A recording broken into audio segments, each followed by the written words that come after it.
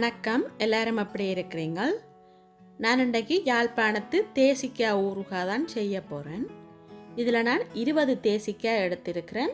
20 தேசிக்காய்க்கு 200 gram உப்பு எடுத்திருக்கிறேன். தூள் உப்பு தான். இதை எப்படி செய்கிறதுன்னு பார்ப்போம்.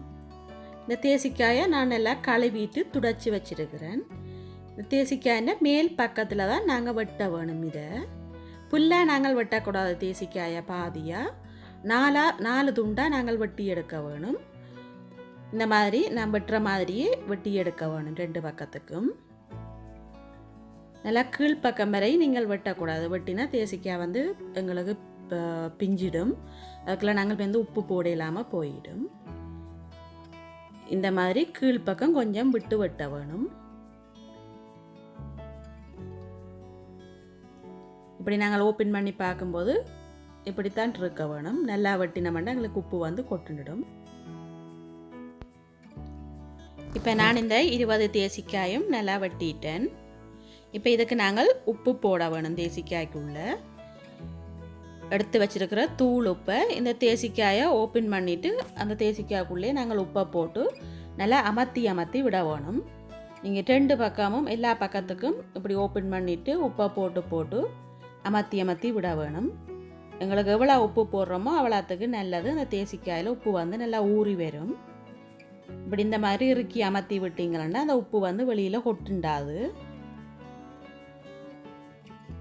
இதுக்கு தூள் உப்பு தான் நல்லது. அதனால தான் தூள் உப்பு போட சொல்கிறேன். இதே மாதிரி நல்லா அமர்த்தி விட வேணும் தேசிக்காயை. எங்களுக்கு வெளியில் உப்பு கொட்டுண்டாது. அதனால நான் அமர்த்தி விட வேணும்.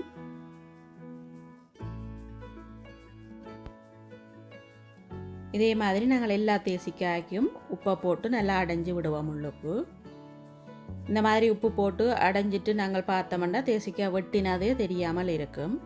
அப்படி நல்லா அமர்த்தி விட்டோம்னா எங்களுக்கு உப்பு வெளியில் கொட்டுண்டாது. இந்த மாதிரி தான் இருக்கும். இப்போ இதில் நான் எல்லா தேசிக்காய் 20 தேசிக்காய் எடுத்தேன். 20 தேசிக்காய்க்கும் உப்பு போட்டு நல்லா அடைஞ்சி வச்சுட்டேன். இதை நாங்கள் இப்போ ஒரு போத்தில் போட்டு தான் நான் அவிய வைக்க வேணும். அவிய வைக்கிறாண்டு அப்படியே மூடி போட்டு போத்தலோடையே விட வேணும்.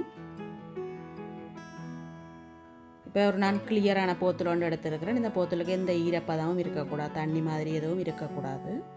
இதுக்கெல்லாம் நாங்கள் இப்போ உப்பு போட்டு வச்ச தேசிக்காயை நல்லா இறுக்கி அதுக்குள்ளே போட்டு விடுவோம். நல்லா நிறைய போட்டு நீங்கள் அடைஞ்சிங்களா அந்த தேசிக்காய் இறுக்கமாக இருக்கும். அப்போ எங்களுக்கு தேசிக்காய் நல்லா உப்பில் ஊறி நல்லா அவிஞ்சு வரும். இந்த மாதிரி நான் வெட்டின 20 தேசிக்காய்க்கும் 2 போத்தலுக்குள்ளே போட்டு வச்சுருக்கிறேன். இதை நாங்கள் இப்போ இப்படியே மூடி வைக்க வேணும். நான் உப்பு போட்டு கொஞ்சம் நேரம் வெளியில் இருந்தபடியே எனக்கு அந்த தேசிக்காய்ன்ற புளி கொஞ்சம் வந்திருக்குது. இதை நாங்கள் வேஸ்ட் பண்ணாமல் அந்த போத்தலுக்குள்ளேயே விட்டு விடலாம். தேசி புளியும் உப்பும் தான் அதில் இருக்கிறபடியே நாங்கள் அதுக்குள்ளேயே விட்டு விடலாம். இந்த தேசி புளியையும் 2 போத்தலுக்கையும் கொஞ்சம் கொஞ்சமாக விட்டு விடுவோம். இப்போ இந்த 2 போத்தலையும் நான் நல்லா இறுக்கி மூடி போட்டு ஒரு 5 நாளைக்கு அப்படியே நான் வைக்க போகிறேன். 5 நாள் கழித்து எடுத்து பார்த்தா தெரியும் அந்த தேசிக்காய் இந்த தோலின்ற கலர் மாறி வரும். இப்போ இதை 5 நாளாக மூடி வச்சிருக்கிறேன். இந்த தேசிக்காய் எப்படி வந்திருக்கேன்னு பாருங்கோ. பச்சை கலர் தேசிக்காய் மஞ்சளாக மாறி வந்திருக்குது. நல்லா உப்பில் தேசிக்காய் அவிஞ்சிருக்குது நல்லா. இதை நாங்கள் இப்போ வெளியிலே எடுத்து ஒரு ரேயில் வச்சுட்டு இதை இப்போ வெயிலில் நான் காய வைக்க போனேன் திரும்ப. இப்போ எங்களுக்கு அந்த உப்பெல்லாம் அதில் இல்லை. அந்த உப்பெல்லாம் தேசிக்காயில் நல்லா ஊறி வந்துட்டுது. எல்லாத்தையும் நாங்கள் போத்திலிருந்து வெளியில் எடுத்து ரேயில் வைப்போம்.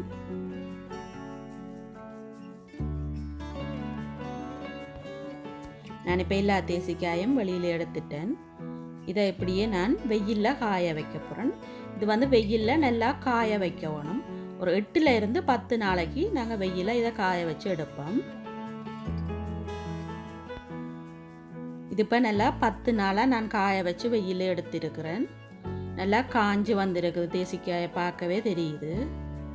உப்பெல்லாம் ஊறி நல்லா காஞ்சி கோதெல்லாம் நல்லா காஞ்சி வந்திருக்குது. இந்த மாதிரி தான் பிறவணும். இதுக்கு இப்போ புளி வேணும். இதில் நான் 20 தேசிக்காய் திரும்ப எடுத்திருக்கிறேன். இந்த 20 தேசிக்காயும் பாதியாக வெட்டி எடுத்திருக்கிறேன். 20 தேசிக்காயிலையும் எனக்கு இவ்வளவு புளி வந்திருக்குது.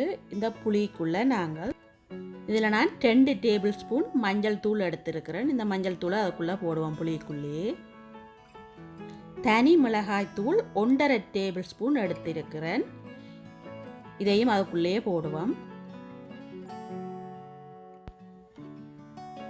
இதில் நான் உப்பு எடுத்திருக்கிறேன். இந்த புளிக்கு மாத்திரம் தான் எங்களுக்கு உப்பு தேவை. 1 டேபிள் ஸ்பூன் அளவுக்கு உப்பு எடுத்திருக்கிறேன். இந்த உப்பையும் இதுக்குள்ளே போடுவோம். இதில் நான் பச்சை வெந்தயத்தை எடுத்து கொஞ்சம் ஒரு 5 நிமிஷம் சூடாக்கி போட்டு அதை அரைச்சி பவுடராக எடுத்து 1 டேபிள் ஸ்பூன் அளவுக்கு வச்சிருக்கிறேன். வெந்தயம் போடைக்க கொஞ்சம் வாசமாயும் இருக்கும். எங்களுக்கு கன நாளைக்கு பழுதாகாது. இதையும் அதுக்குள்ளேயே போடுவோம். இப்போ நாங்கள் இந்த தேசி புளிக்க போட்ட மஞ்சள் தூள், தனி மிளகாத்தூள், வெந்தய பவுடர், உப்பெல்லாம் சேர்த்து நல்லா கலந்து விட வேணும். ஒரு கட்டியும் இல்லாமல், தூளின்ற ஒரு கட்டியும் இல்லாமல் நல்லா கலந்து விட வேணும். இப்போ ஒரு கட்டியும் இல்லாமல் நான் நல்லா கலந்து எடுத்திருக்கிறேன். நல்லா கலராக இருக்குது மஞ்சள் தூளும் தனி மிளகாத்தூளும் செய்கிறேங்க. இப்போ இந்த நாங்கள் காஞ்ச தேசிக்காயை எடுத்திருக்கிறேன்.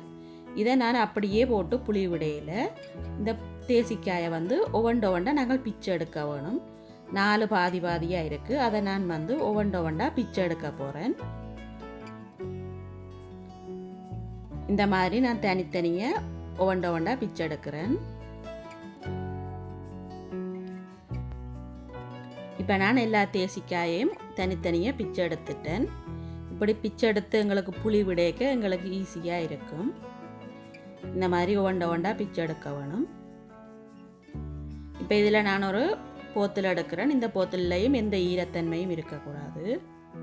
இந்த போத்தலுக்குள்ளே தான் நான் பிச்சை எடுத்த தேசிக்காயை போட போகிறேன். இப்போ நாங்கள் கலந்து வச்சிருக்கிற புளியையும் இதுக்குள்ளே விடுவோம். போத்தலுக்குள்ளே கொஞ்சமாக நாங்கள் முதல் புளியை விடுவோம், தேசி புளியை.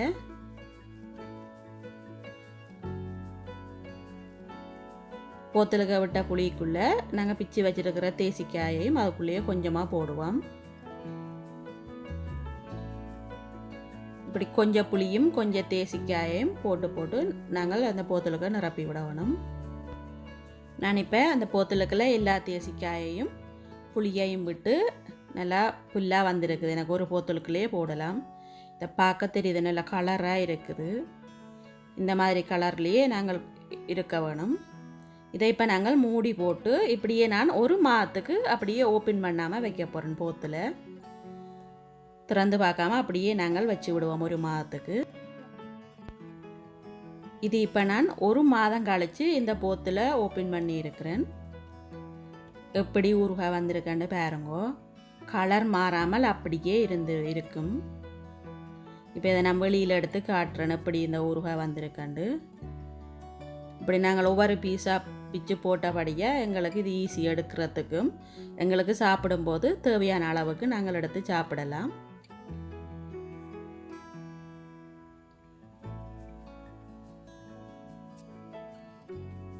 நல்ல கலராக நல்ல டேஸ்டான ஊறுகாயாக வந்திருக்குது. நாங்கள் இதுக்கு எந்த எண்ணெயுமே நான் பாவிக்கல. ஆனால் இந்த தேசிக்காய் இந்த புளி நல்ல எண்ணெய் மாதிரி ஊறி வந்திருக்குது. எங்களுக்கு இந்த மாதிரி ஊறி வரைக்க எங்களுக்கு 1 வருஷம் ஆனாலும் பழுதாகாமல் இந்த தேசிக்காய் ஊறுகாய் இருக்கும். பார்க்கவே அது ஆசையாக இருக்குது, சாப்பிட வேணும் போல். இந்த தேசிக்காய் ஊறுகாய் வீடியோ உங்களுக்கு பிடிச்சிருக்குமென்னு நினைக்கிறேன். இந்த வீடியோ உங்களுக்கு பிடிச்சா என்னுடைய வீடியோவுக்கு லைக் பண்ணுங்க, ஷேர் பண்ணுங்க, கமெண்ட்ஸ் பண்ணுங்க.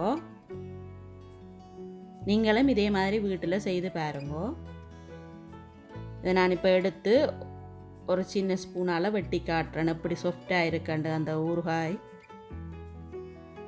எங்களுக்கு நல்லா காஞ்சு புளியில் ஊறினபடியாக இப்படி நாங்கள் ஈஸியாக வெட்டுப்படுது. இங்கே ஊறுகாய் எப்போதும் எடுக்கும்போது இப்படி ஒரு மரக்கரண்டி வச்சு எடுங்கோ. சில்வர் கரண்டி எதுவும் ஊறுகாய்க்கு பாவிக்கக்கூடாது. இதுவரைக்கும் என்னுடைய சேனலை சப்ஸ்கிரைப் பண்ணாத நீங்கள் சப்ஸ்கிரைப் பண்ணி விடுங்கோ. கூடவே அந்த பெல் பட்டனை நீங்கள் கிளிக் பண்ணினா தான் நான் புதுசாக போடுற வீடியோ உங்களுக்கு நோட்டிஃபிகேஷன் வரும். நன்றி, வணக்கம்.